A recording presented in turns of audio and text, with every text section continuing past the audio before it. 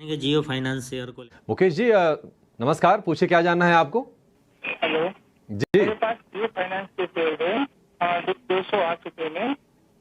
Hello, 208 रुपये, क्या बात है।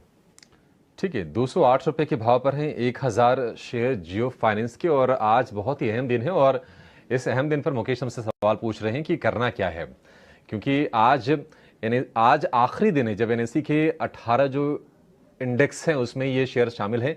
आज के बाद ये बाहर हो जाएगा, यानी कि कल से प्रभावी हो जाएगा। और बीएसई से पहले ही ये शेयर बाहर हो चुका है, बीएसई के तमाम इंडेक्स से। गौरांग सर, बहुत ही बढ़िया भाव पर एंट्री की है।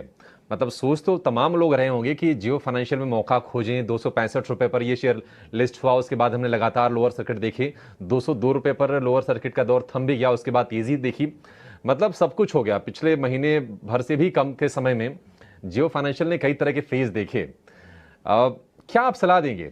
205 की एंट्री है, 255 रुपए के आसपास का भाव है और ऐसा कहा जा रहा है कि पैसिव जो एमएफ ट्रैकर्स जो हैं उनकी तरफ से कुछ बिकवाली आएगी। आपको लगता है कि जियो फाइनेंशियल में इनको चूंकि प्रॉफिट हो रहा है तो आपकी जो थियरी है कि मुनाफा वसूलते रहना चाहिए वो यहां भी कर ले, या फिर थोड़ा नीचे जाने पर आप ऐड करने की सलाह देंगे लॉन्ग टर्म के लिए?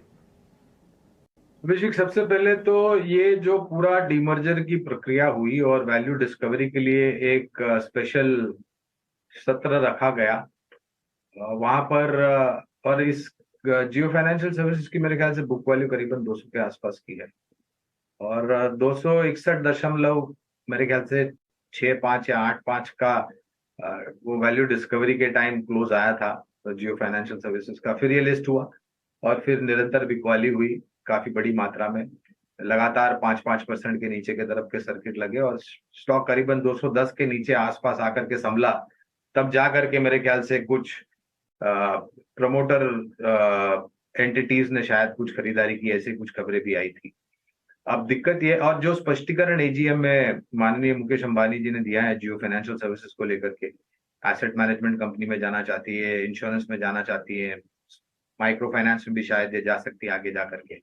तो कहने का तात्पर्य ये है कि अभी फिलहाल बुनियादी तर्क के आधार पर मापदंड करने के लिए हमारे पास ऐसी कोई व्यवस्था नहीं है कि हम खरीदारी करने की, बेचने की या बने रहने की राय दें, क्योंकि ये जो भी कारोबार में उतरना चाहते हैं वहां पर जमीनी स्तर पर कामकाज शुरू करने के लिए समय लग सकता है, क्योंकि सभी औपचारिक रूप पर आपको अनुमतियां लेनी पड़ेगी और उसके बाद कामकाज शुरू हो सकता है।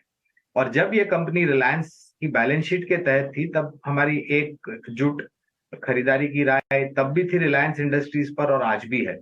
अब मुश्किल ये है अभिषेक के, क्योंकि कोई आंकड़े का तर्क नहीं हमारे पास, तो हम विशेष रूप में टिप्पणी नहीं कर पाएंगे।